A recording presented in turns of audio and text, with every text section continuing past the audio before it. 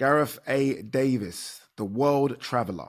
Look, before we sort of unpack Riyadh, which is going to take the whole show, to be honest with you, let's quickly bring us up to speed as to what you've been doing for the past 7 days.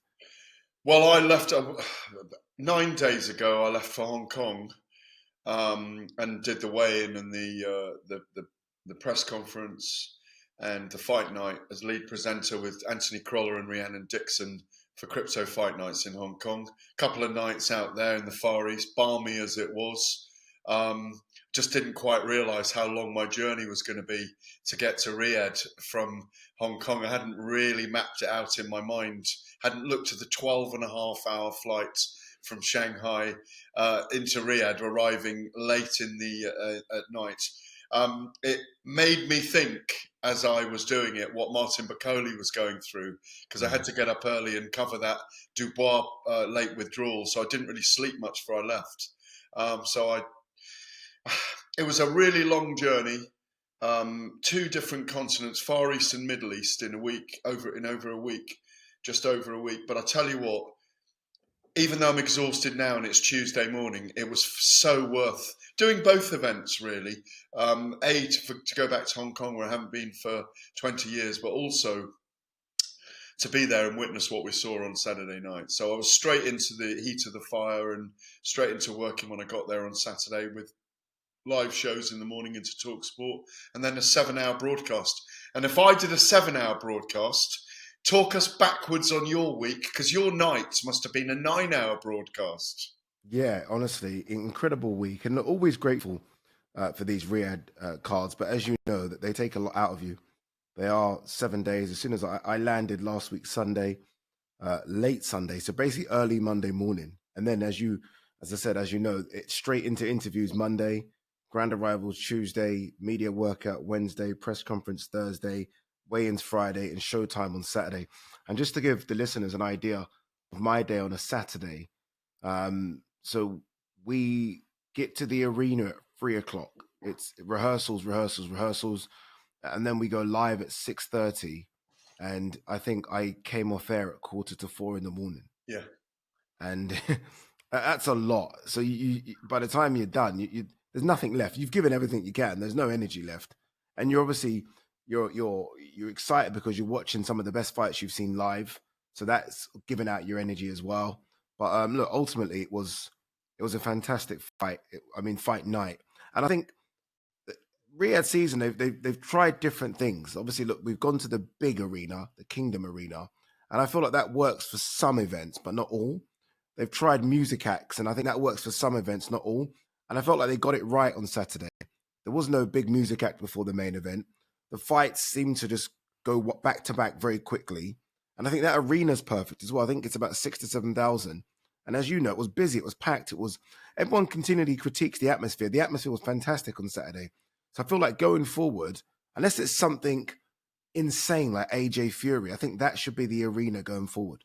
Yeah, and without throwing a spanner in the works, and by the way, I have to save a little bit from fight night. I got home at 4 a.m. as well. I've got to write a Telegraph column for the morning when I go back. And then there's also follow-ups. So I'm not trying to gazump you or anything, but... You have gazumped me.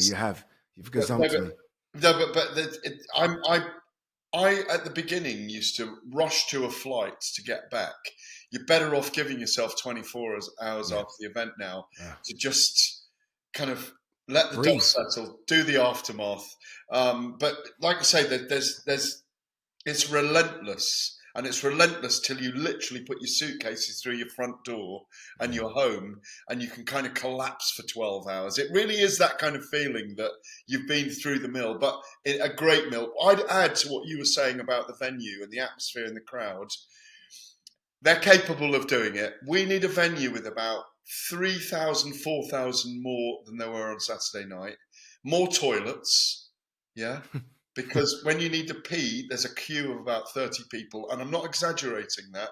So during our broadcast, and I don't think you're probably even able to get away and escape on your broadcast, and you're drinking water all the time. We had to go one at a time. Spencer, John Rawling, myself, Romario, Ed Huntley, because we really needed to go to the loo because it was 7 hours. I know that sounds ridiculous, but you're actually on air that entire time. So with very few breaks. A slightly bigger venue. It felt slightly cramped for me. It felt like a narrow corridor with two banks of fans. So obviously it was three-sided. I think there was talk of people not being able to get tickets for this. I think the ideal venue at the moment over there is not the Kingdom Arena, but like a 12,000-seater. It is what it is. It was brilliant. The atmosphere was extraordinary. I'm so glad I witnessed it. I'm so glad I did both events last week and made the journey, because I would be feeling green with envy with you today if I hadn't witnessed that, because I'd have watched it from afar and thought, I've missed out there on an opportunity I could have had to be there, because it is a pleasure and a privilege to be at a night like that.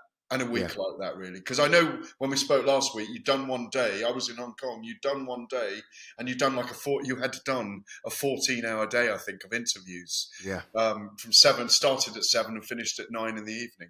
So. Yeah, no. Honestly, well done, you. Thank you very much. But look, always grateful to be involved in these, because these events are going to be remembered for a very long time. So to say that we were there covering them and covering them to the best of our abilities is something. All right, there's so many talking points. I do want to get to the Martin Bakole situation very quickly off the top, although we probably should focus on the main event. But Martin Bakole, I found that story and just his whole thing so intriguing. So just to bring people up to speed, Daniel Dubois, we found out, was ill Thursday. Some people got whispers of it Wednesday evening, but Thursday he was ill. And at that stage, I was like, okay, well, that means that fight's almost off then. I mean, there are replacements, but to get a replacement on 2 days' notice, it's going to be tough. In the end, they called Martin Bakole. I spoke to Lawrence Okoli about this. Bakole is quite difficult, but I spoke to Lawrence Okoli. He's based in Dubai, and he had signed for the fight. They agreed with Bakole. He had signed. I think Turkey was like, okay, let's go Bakole instead. Bakole, a bigger name.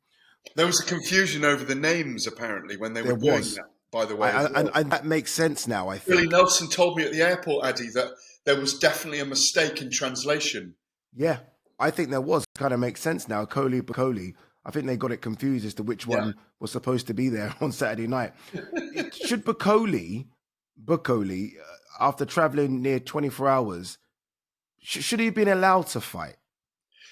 I spoke to Robert Smith about this ringside for talkSPORT. And he told me two things. We couldn't have done what we did if it hadn't been the heavyweight division, because there's no way on earth that we could have done a weight check with any other weight division. And because heavyweights can weigh what they want to weigh, there's no upper limit. And I did ask him on that. He said, that was why Bakole got through.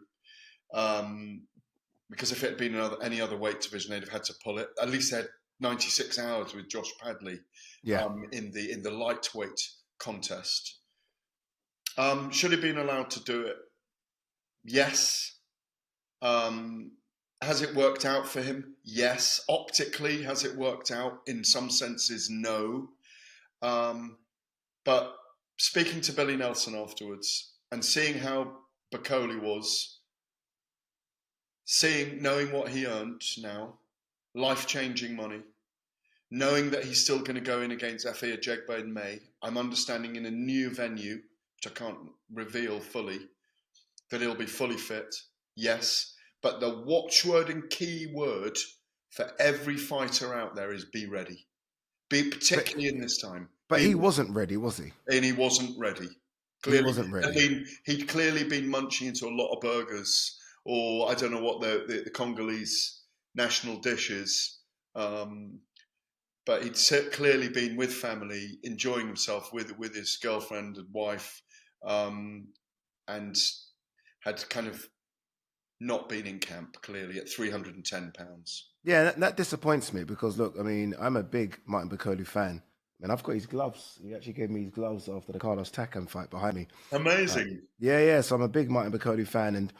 And look, I think Martin Bakole and Billy Nelson have, they've pushed and fought to get themselves to this position. Because, look, he's not a draw. He's not a big ticket seller. But the public have got behind him because he's almost become the boogeyman. And he's such a likable guy. And I feel like you've got to take this a bit more seriously regards to weight. Like Bakole against Sergei Kuzmin 4 years ago, and I was doing a bit of research on this, weighed 251 pounds. He's now topping the scales at 300. And I just feel like in between camps, you've got to have a mini camp because you've now got to be the best version of yourself because you are going to get opportunities like this. And look, there's a built-in excuse. He took the fight on 2 days' notice, but there's a difference between being fight fit and just fit. Fight fit was almost impossible. I get that. But just be fit.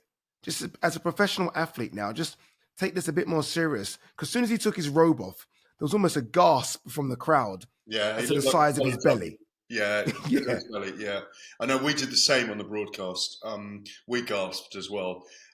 Look, the other way of looking at it is this.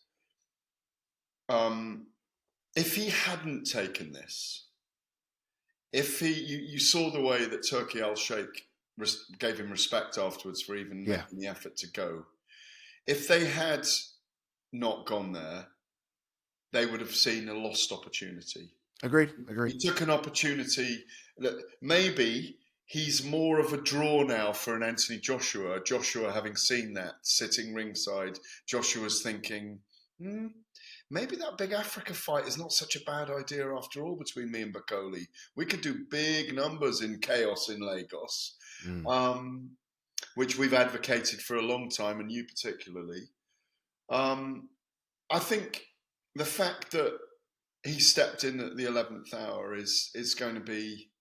The mystique's gone about him being the former of the division, but having said that, for the opening 3 minutes of that fight, you still saw him with those short cuffing shots as dangerous. You thought, be careful here, Parker.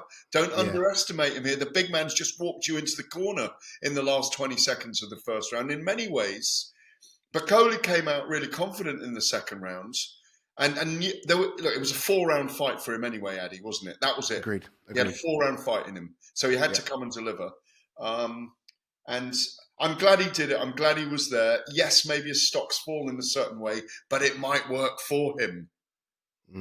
If there was no FA Jagba fight, and it's clear now as to why Billy Nelson threw the towel in quickly, because obviously that fight is there. If there was no FA Jagba fight, May 2nd, I believe it is, do you think Billy Nelson would have let him continue? No way, not on earth. Those legs had gone, you know. He staggered backwards 4 steps before he went down. It was a delayed reaction. He got hit by a huge overhand right or a glancing overhand right, really, top of the head right. It wasn't one of those concussive punches, but it was one of those punches that scrambled his senses early in the fight. Yeah.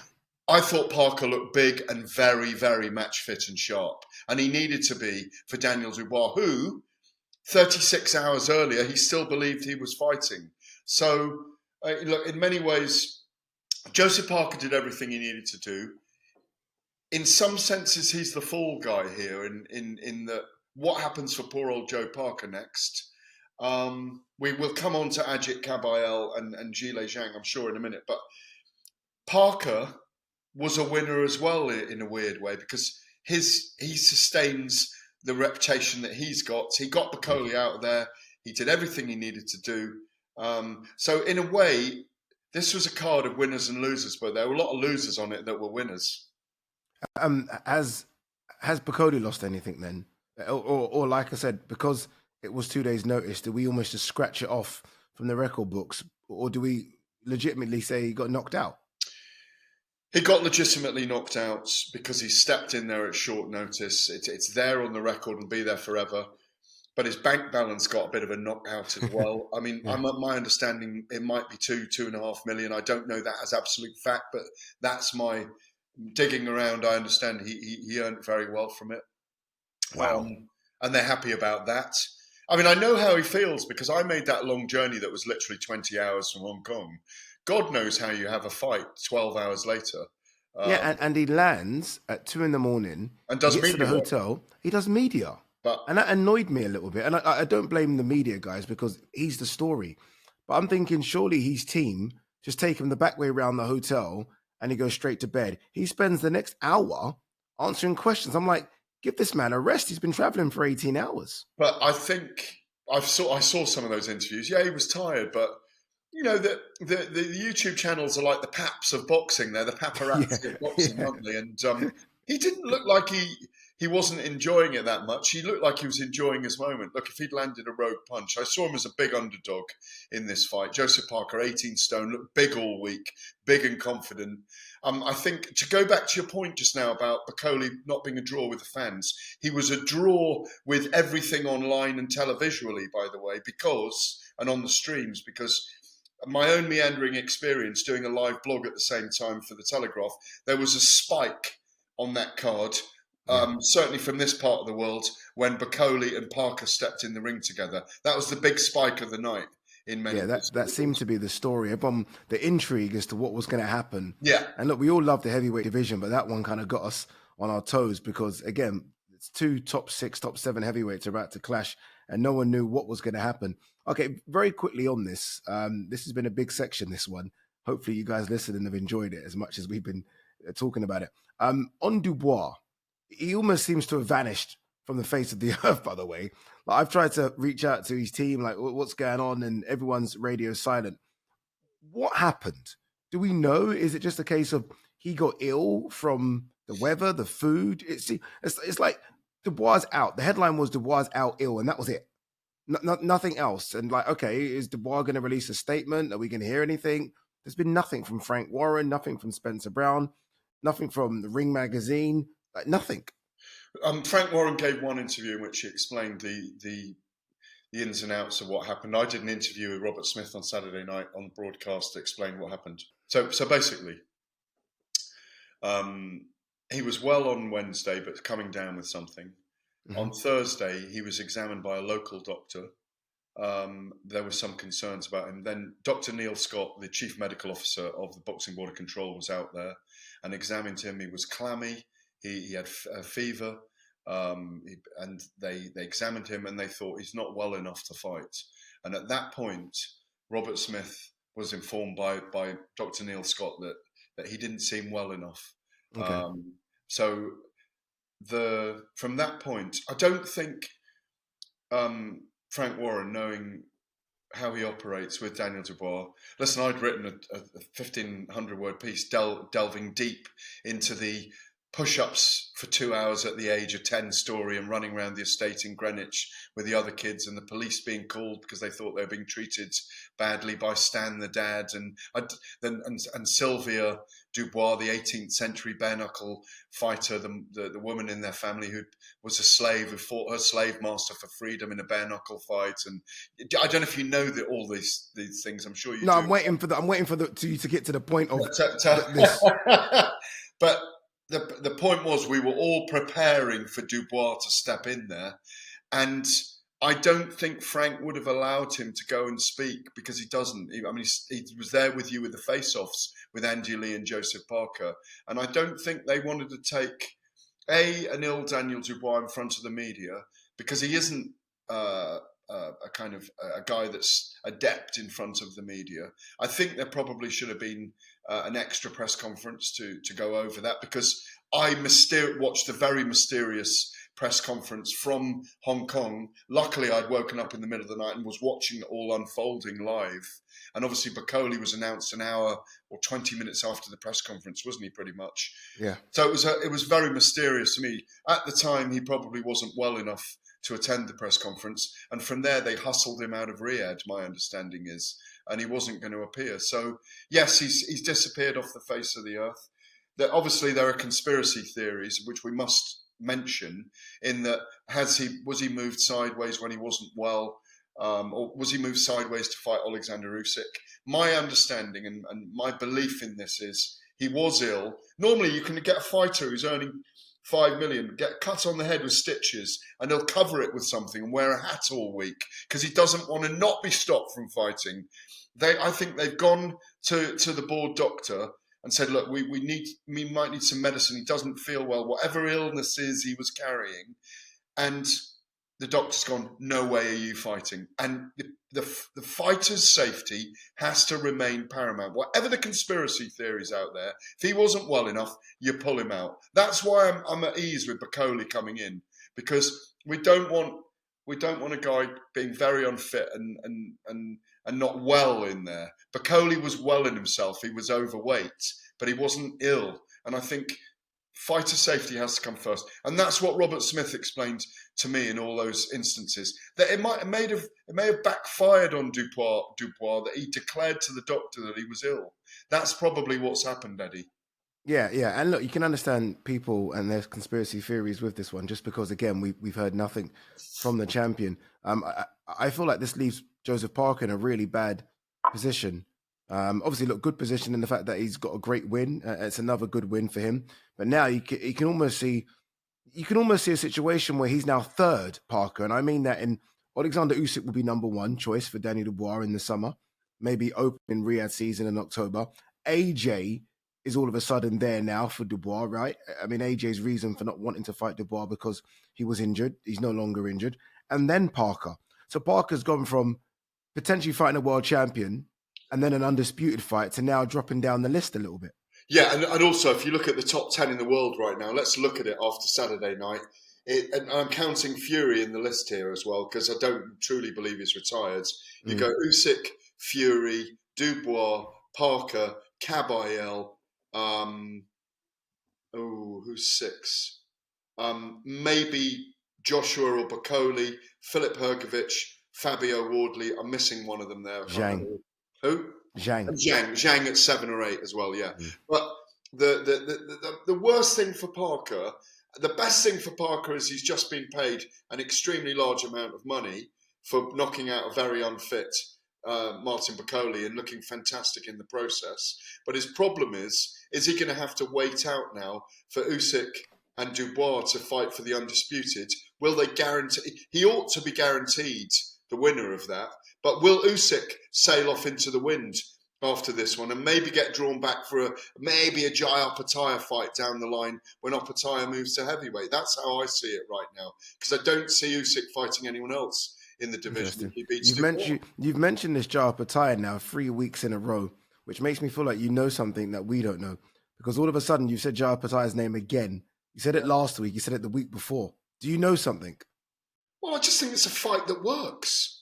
It's a fight to end his career. It's a fight he wins, but it's a fight we get. Would you not be very excited about Jai Opetaia and Alexander Usyk fighting? Jai Opetaia, the heavy punches. More than Joseph Parker, Usyk. Yeah, I think so. Even though I've got Alexander Usyk is very similar to Joseph Parker. It feels like he'll fight anyone, anywhere, any place, any time. You know, he'll gunsling with you.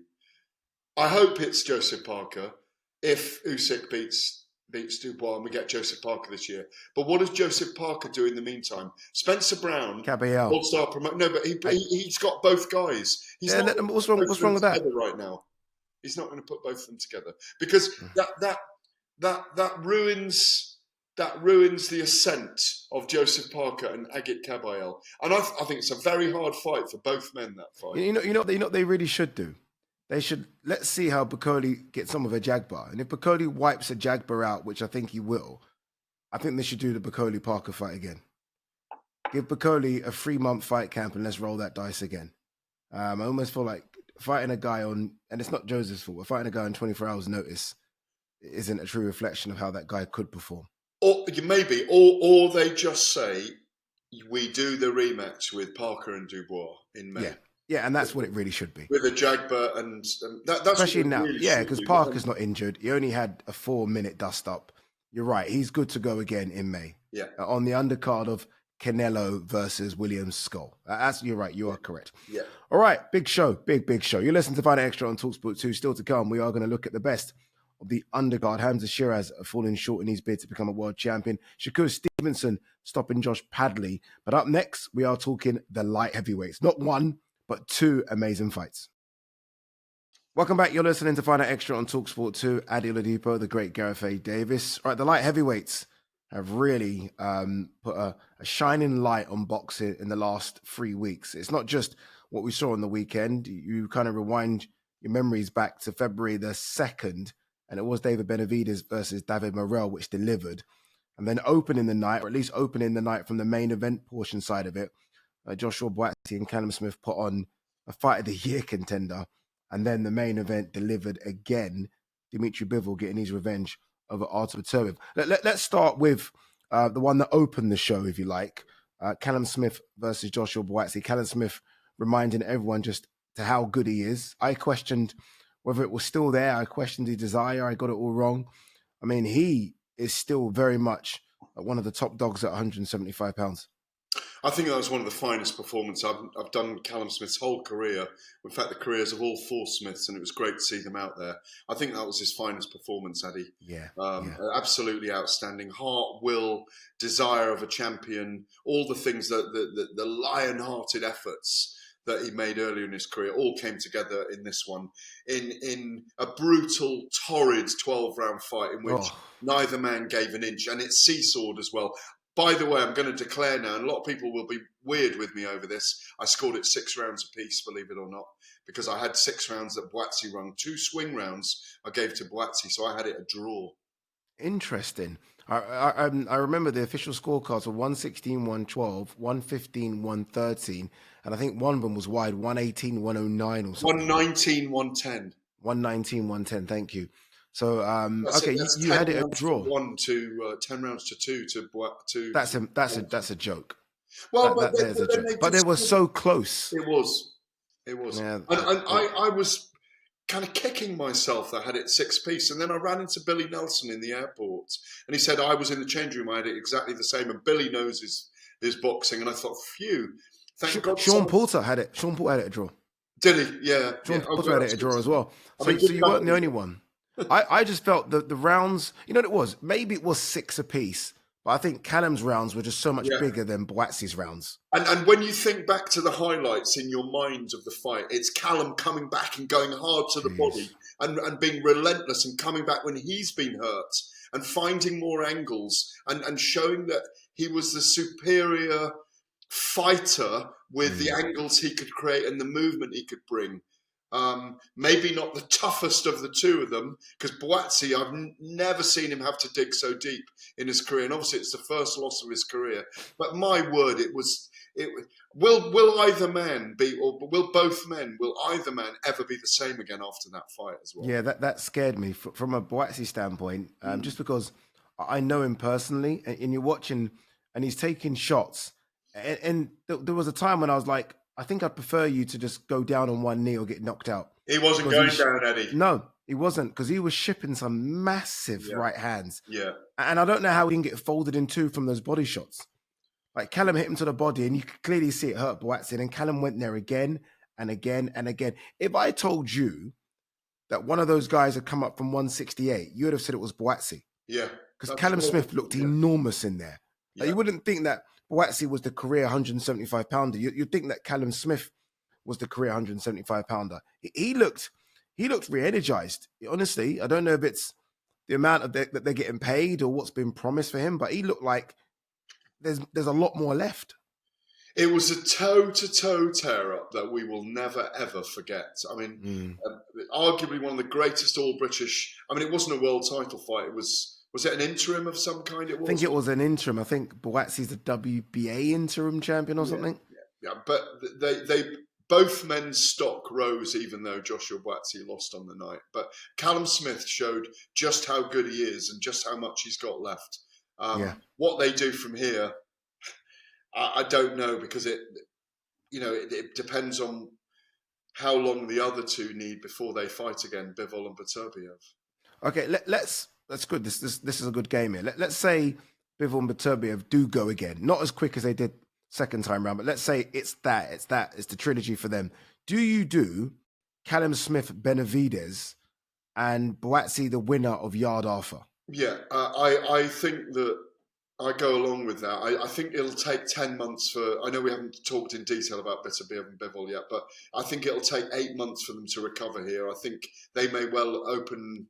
If they're going to open Riyadh season with boxing again, I reckon it'll take till probably October for them to fight next time, which makes sense in a trilogy fight. I know we haven't discussed it yet, but I concur with you. I think I still want to see Buatsi in Yard, and I wouldn't mind seeing it next. Even though Turkey Al Sheikh's put out there, it could be Callum Smith and Buatsi and Yard next, but Yard obviously has to beat Lyndon Arthur. But I think your algorithm, the formula you've put together there, I agree with more. Put Callum Smith in with David Benavidez, what a thriller that looks to be. Because then you've got, I think, the number 3 and the number 4 in the division fighting each other. Because I think Smith is 4 in the division behind Bivol, Beterbiev, Benavidez. I'd say Benavidez 3 in the division right now, and Smith 4. And if he wins that one against Benavidez, then he gets maybe Bivol if Bivol wins the trilogy. All right, let's talk about fight number 2 between Dimitri Bivol and Ade Beterbiev. I mean, these guys are being split by sort of a Rizzler paper. The first fight, trilogies. I don't know. Sometimes the second fight never really lives up to how good the first fight was. I thought this second fight was actually better. I agree. I thought it was better. I thought it was so close to split them in the first 4 rounds. Then Beterbiev seemed to control, I thought, rounds 5 to 7. Then Bivol went to a gear that I think I've never seen him before. Yeah, correct. And then the last couple of rounds, I think Bivol just closed the show. But that's kind of how I saw it. I'd be interested to get your scorecards if you did score it. Yeah, I've got it right here, my friend. I've just pulled it up, and I completely agree with you. I gave 2 to Bivol, the first 2, then the next 2 to Beterbiev. Yeah. And then Beterbiev through 5, 6, and 7 completely. And then Bivol switched it up and made the shift in the pattern that great sports people do in sporting events to change the pattern of the fight. 8 and 9, he was absolutely incredible. Round 6, the back and forth was just off the charts, by the way. But I came to round 8 with 5-3 to Beterbiev. I gave him a couple of rounds at the end. I gave Bivol a couple of rounds at the end. I actually scored it for Beterbiev by 7 in the end. Yes, I did. I scored it to Beterbiev. That is controversial. Exactly. And I need to... It might have been the position I was sitting in. Spencer Oliver had it same as well, just for Beterbiev. John Rawlings had it a draw. Again, it was exactly the same as the first fight, except there was a 3-round differential, 16-12, 15-13, 14-14. Close enough again for there to be controversy. I think it was Bivol's fight as well. I agree with you. When I think of the highlights from the fight, from the war, I see Bivol's resurgence and resonance in those later rounds where he went 1-2, then he went 3-4, they went 5, 6, and 7 to the body. And you remember it over and over again. And there was some age 40 was etched on Beterbiev's face for the first time. For the first time ever. He looked old. For the first time ever, For the first time ever, I was like, oh my God, you actually are 40. Because there were times when he was made to miss and look a bit clumsy. You're human. You're human. You are human. It was almost like that Rocky Balboa moment when he's fighting Ivan Drago and he cuts him. It's like, no, he's not a machine. He's not a machine. It kind of felt a bit like that. Yeah. But I thought it was such an incredible fight. I mean, 2 very contrasting styles. A boxer, they always will be. That's what's the beauty of it. It's such a good thing. Yeah, boxer versus a pure puncher. Yeah, exactly. But what I'm like you, I mean, look at Eddie Hearn. He was like a kid in a candy shop afterwards. Like, it's like all his Christmases had come at once when Bivol won. You've got to celebrate how much Eddie enjoyed it. But I was so delighted for Vadim, who you know, and the whole Bivol team, because he's such a gentleman. He never complains about anything. They haven't shown in 24 rounds a bit of pain on their faces, even those 2. It's quite extraordinary as human beings, as men, as fighters, as boxers, and as sportsmen. And the other thing is, Ade, neither of them has crossed over to the mainstream in sport yet as heroic figures. And it's such a shame, and they maybe never will. Yeah, they won't. And they just don't talk, do they? They don't bring the heat. Like, again, you're talking 2, if you like, controversial decisions. Neither man has complained. No. Like, normally when the mic's stuck into their face after the fight, you can hear a complaint about this, a complaint about that. Nothing. They just take the result and move on. No excuses. Even Beterbiev saying, listen, afterwards, it might have been with you. I didn't even want a second fight, but I suppose if they want a third, I'll do it. Yeah, honestly. Incredible. Where's Bivol then now? Again, undisputed light heavyweight champion. Where is he in your pound for pound ranking? Number 4 ahead of Beterbiev at 5. Oh, that's good, isn't it? He's just moved ahead. They just switched places, didn't they? Switched places. They just switched places. Well, no reasoning to put him in the top 3. He doesn't oust anyone there. I mean, he's fighting I mean, what he has done, I guess, compared to the others, is that he's actually fighting a guy in the top 5 pound for pound. So, I mean, he's beat a fellow pound for pounder. The others, maybe, I don't know where Fury was. I don't know where Inouye's last opponents were. Crawford, Madrimov. Do you know what I mean? Is there no reasoning to put him a place higher? Do you remember if you go back a year or so, on Turki Al-Sheikh's lips was Bivol against Opataya. Do you remember? Yeah.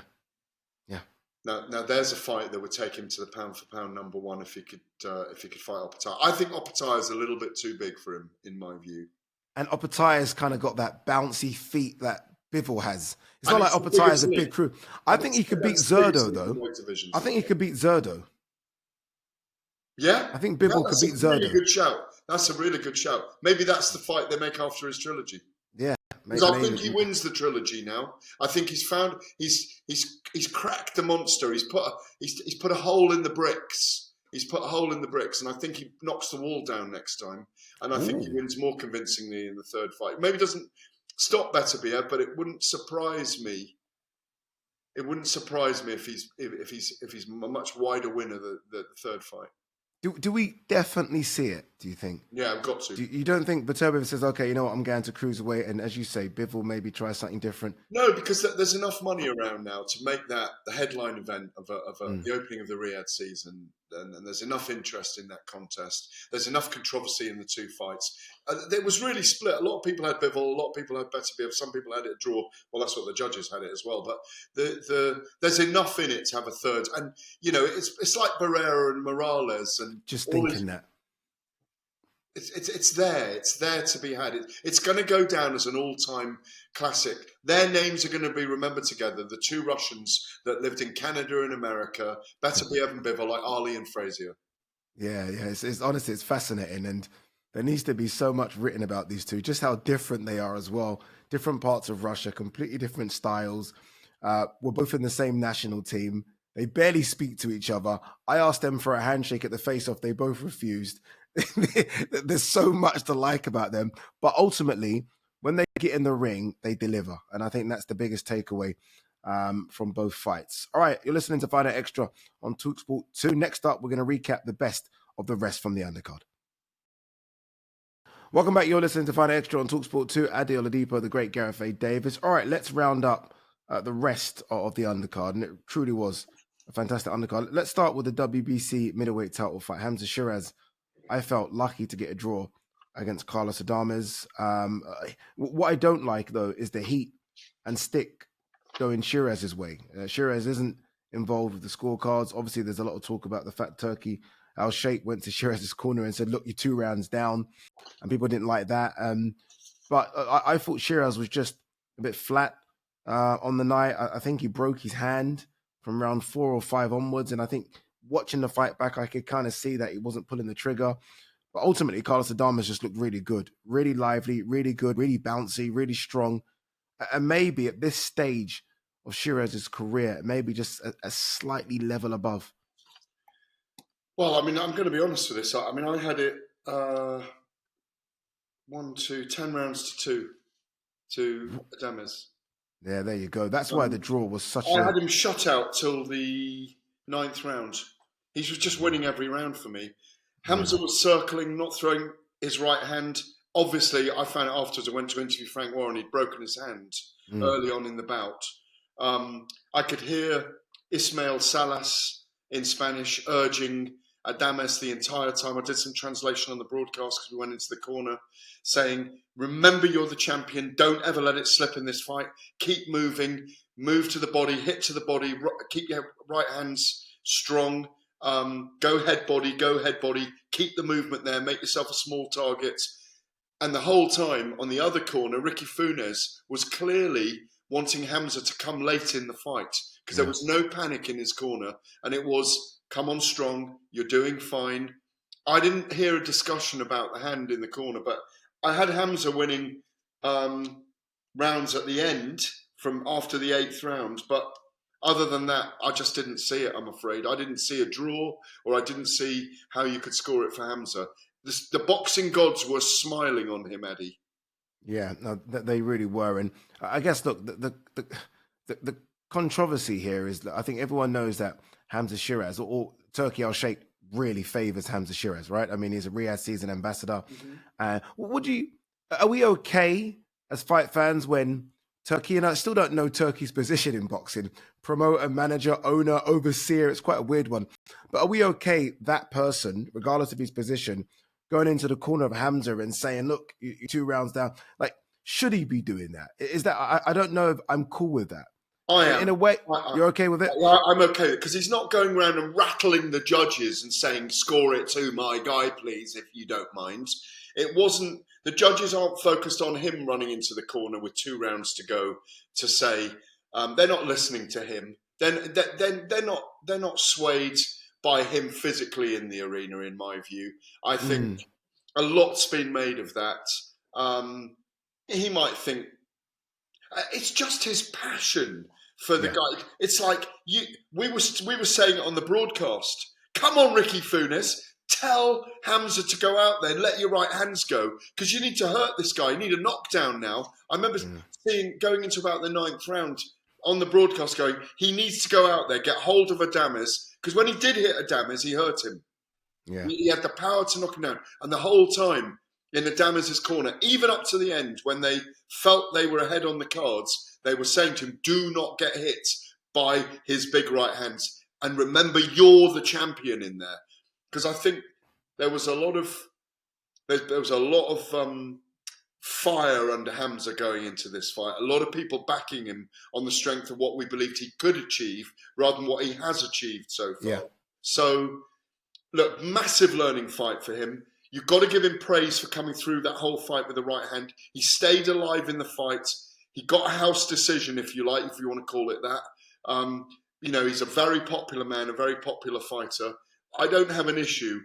Like I said, Turkey Al Sheikh's not going around there rattling the judges' cards to get a result. All he's doing is urging a guy he really loves and looks to be a generational talent that can bring kids from Saudi Arabia, Pakistan, all those areas into the sport. I guess the question is, should he be neutral? Should he be neutral? I don't think he can either. He's a very, very passionate man for the sport, and it was just I think he was reflecting a frustration that we were all feeling from Hamza during the fight. It was we've never seen a subdued Hamza Shiraz. Agreed.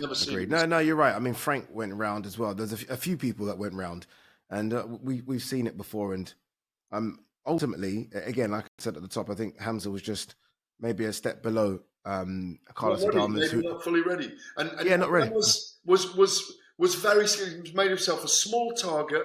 He moved the whole time. He was in and out. He scored and came out again. He was very quick. And Hamza was... Hamza, I've always said this about Hamza. The key with Hamza is his power, Ade, the power he can deliver during a fight. That's what gets him into world class, is the power. And there wasn't enough versatile movement for him that I think he needs to work on. Yeah, I mean, the good thing for Hamza is he still has so many options. I mean, Conor Benn takes on Chris Eubank, and if Chris Eubank were to beat Conor Benn, who wouldn't mind seeing Hamza Shiraz versus Chris Eubank Jr.? And also, during the fight, what I pointed to was, again on the broadcast, was, has he had a horrendous weight cut? And is he really suffering in there because it's not working for his body anymore to make 160 pounds, to make middleweight, Yeah, maybe that's the problem as well. He's a massive middleweight, you're right. And he continually speaks about going to 168. So I think once you're speaking about going up a weight class, I think your body's telling you maybe you need to go up a weight class. But a world title was too good to turn down. That was a good opportunity as well. But look, we'll see Hamza again. And as for Carlos Adames, hopefully we get the unification fight with Alan Kanali now. Or they do a rematch. Because I don't think, you know what it is though? It was a draw on the scorecards, but as you just said, you had it 10-2. So many people ringside at 9-3, at best 8-4. I don't think it warrants a rematch when I think the general public and the boxing people know that Carlos Adames won that quite wide. Oh no, he did. You know what I mean? I thought. I've got my scorecard here for a reason, which is I wanted to remember. I thought I had it 9-3 in the kind of ephemera of the night, if you like, but it's 10-2. I've got it here. And even Shiraz trying low blows. He tried everything at the end. He came on trying. If it had been a 26-round fight, he probably would have won it. Unfortunately, boxing doesn't give us those type of fights anymore. All right, let's talk about a superstar. And I'm not talking about Shakur Stevenson. I'm talking about Josh Padley. I'm talking about Josh Padley. What a superstar. He gets the call on 96 hours. He's on a work site when he gets the call. He makes his way to Riyadh, Saudi Arabia, earns life-changing money, but doesn't fold when he could have. He decides to kind of keep getting up off the canvas, banging the canvas, upset with himself, and actually trying to give it to a free-weight world champion, pound-for-pound star in Shakur Stevenson. I mean, Josh Padley should be very, very proud of what he did last week. I thought he was fantastic all week. And I thought he delivered on fight night as well. He gave Shakur Stevenson a good little scrap, and Shakur Stevenson, I think, appreciated the rounds as well. Yeah, it was definitely a run for his money. They say to be great, you sometimes have to walk on the shoulders of giants, yeah? And Josh Padley did exactly that for me, Ade. And I think, some poor bugger in Doncaster has only got half their solar panels hit on Monday morning because he disappeared 5 days ago, 6 days ago, to have a fight with a 3-weight world champion who he shouldn't have been able to stand and live with. Even though Josh, after his win against Mark Chamberlain last September at Wembley Stadium on the Dubois Joshua undercard, did perform brilliantly against Mark Chamberlain. So there was something there that we knew was good. He gave as good as he got for 9 rounds until those body shots came in from Shakur. He lost, but he won. He was carried out on the shoulders of the fans like a gladiator getting his freedom. I understand, I don't know the exact sum, but apparently got a house and up to 500,000. God, get in there, Padley, get in there. Can do the electrical work himself as well, can't he, on the house? But every as I've said this to some other people before, every Sparky in the country will be raising a screwdriver to him this morning. It was a fine performance. The weird thing was that he lost and he was a winner, and Shakur Stevenson won and was a loser. And he's got that Mayweather tag now. That in Mayweather, in the mid to late points of his career, promoters put fighters in with him who were trying to knock him out, and everyone watched to see if they could knock Mayweather out. The big one's going to be Gervonta Davis, because right now Shakur it's a good thing and a bad thing. It's a double-edged sword for him, because people want to watch him fight, but they want to see if he can knock out opponents. They want to see if opponents can knock out him. Right now, because of his hands, and he does have brittle hands, and he is still a young man, I think Gervonta Davis beats him in a fight. I haven't always thought that, but I'm starting to swing towards Gervonta Davis being the winner in that fight. And obviously, I think he'll beat up Lamont Roach on Saturday night in the United States, and Gervonta will march on. I think we'll see those two fight within 15 months. Yeah, I've swung to Gervonta as well. I've always said Shakur. But again, seeing the hands up close, like I spoke to him on Monday, so I was able to look at the hands. And I think he's spoken about the hands after the fight as well. And he's when you compared him to Floyd, I thought you was going to talk about the hands, because Floyd had brittle hands towards the end. Yeah. And I feel like I think he said he needs to speak to Floyd, and how Floyd was able to kind of help sort of his hands endure the pain throughout his career. So he's clearly got a hand problem. So, and because of that, I just feel like if he can't really sit on his shots to kind of dent Gervonta, it's going to be 12 rounds of Gervonta coming right at him. So. Yeah, I think Gervonta will beat him, but I think it's a fight now that can be made, and I think will be made. I'm actually confident now that Turkey can make that fight sometime, maybe this year, if not the beginning of next. All right, final one: Virgil Ortiz. So many great fights. Virgil Ortiz versus Israel Madrimov. Virgil Ortiz, and I spoke to Golden Boy after about Virgil. I said, of everyone on this card, Virgil's the one that I'd pay money to watch all the time. I think he just gives you action. And for 5 or 6 rounds, Israel Madrimov is fighting the way Israel Madrimov wants. And then Virgil Ortiz forced him to fight the way Virgil wants. And that's in a phone booth. And good luck fighting a Mexican in a phone booth. I just don't feel like you're going to win that battle. And in the end, Virgil won it by a couple of rounds. And we'll see what happens with Virgil. Whether it be Findora, whether it be, I don't know, I'd love to see Crawford, but that's not going to happen. There are options for Virgil at 154 pounds. Yeah, Israel Madrimov was a great foil for Ortiz. There were early moments, maybe in an early couple of rounds, there were a little bit of frustration. I had Madrimov winning the second and the third, but then won till the seventh and the eighth. I had it 8 rounds to 4 till Ortiz, who was hunting hard during the contest. Yeah. And eventually Madrimov had to open up because he was behind on points and got caught over and over again. And I had Virgil Ortiz running away with the last 4 rounds. Really good contest, very high level stuff. And when you think how Ortiz compares to what Terence Crawford did against Madrimov, you've got to put him up in the very, very elite level. Yeah. It was a fine performance. And maybe at some point we see Virgil Ortiz against Terence Crawford if he hasn't disappeared by then. That's a great fight, by the way, Ortiz and Terence Crawford. I think that is a super fight. Yeah, no, it is. One thing I do want to quickly point out before we wrap. During the Bivol Beterbiev fights, just because you brought up Crawford was sitting right next to Alexander Usyk. And as I was watching the fight, I was watching them. And these guys were just locked in, not talking to each other, like eyeballs, not even blinking, watching. And I was thinking, we have the pound for pound number 1, the pound for pound number 2, watching the pound for pound number 4 versus the pound for pound number 5. And I don't think I've ever experienced anything like that. Honestly, only Inoue was missing from this equation. It was fascinating to see those two. Oh wait, where do you have Canelo? I've got Canelo way below those guys. I've got Usyk, Inoue, Crawford. Yeah, he's 6. He's 6. Yeah. He's 6. Yeah. But I mean, I'd love to have had him there as well. Oh yeah, no, you're correct. I mean, that would have been an incredible collection of fighters. We didn't mention Zhang Cabial very quickly. Zhang, always underestimated, always undersized, but always over delivers. Completely chopped down the big tree, which is Zhili Zhang, and those body shots were just. I mean, it's weird because when you land body shots early, you think, oh my God, Zhili Zhang can just take these. They're bouncing off him.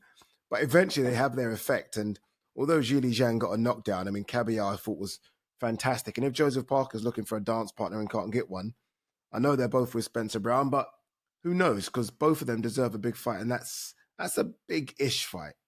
Should be for a world title fight if those two meet. Yeah, in my deserves to be. It deserves to be. Say, incredible body shots. He left a hole in Zhang's side, and left no wind in his sails. And so hey, look at you, all the analogies today. He drowned him, baby. He drowned him. Here we go. I'm glad you mentioned it because every one of those magnificent 7 fights deserved a mention, as did the 2 youngsters. Of Saudi Arabian heritage at the beginning. It was an amazing night, Eddie. It really was. Yeah, Muhammad Alakal and Ziad Al Mayouth as well. So look, great fight, great card. And look, we go back to Riyadh, Saudi Arabia again in May. A certain Canelo will be there, which is incredible to think that Canelo is going to be in Saudi Arabia because he was almost the one that Turkey couldn't get. And now he's got him. And he will be fighting William Skull, undisputed super middleweight, showdown. Just before we wrap, there is a couple of press conferences coming up. I head to Manchester in about 2 hours to host the Chris Eubank Jr. versus Conor Benn press conference at Manchester Central. 500 fans will be in attendance. About time that fans were at these events. Fans should always be at press conferences, I think. And I have pleaded and begged for them to allow the press to talk. So I wait to hear the answer to that. I'm like, the press should be able to ask questions. It's a press conference. So fingers crossed that happens. And then on Thursday is the second leg of the press conference at the Tottenham Hotspur Stadium, which fans should be allowed, but for some reason fans aren't allowed in, which just annoys me. But we get going with this one. This is a big one, April 26th, Gareth. Yeah, really exciting. The fact you've got a crowd in tonight will ignite these two men. Bloodline feud. Can't wait for it. Just finished a big cover story for Ring Magazine on those two. They'll be there in the next month's magazine. Cannot wait to see these together. I won't see them till Thursday. I'm not going up to Manchester tonight. I've got a day off. I say a day off. I've done 3 interviews and I'm doing the show with you right now, but it feels like a day off after what we've been through for the last 9 days. But enjoy it tonight. There'll be a lot of fire with these two, and it'll be a great event on April the 26th at Spurs.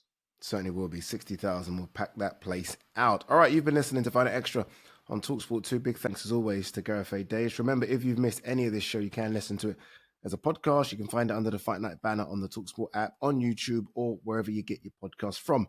We will be back as always next week. on AM, on DAB, via the talkSPORT app and on your smart speaker. talkSPORT.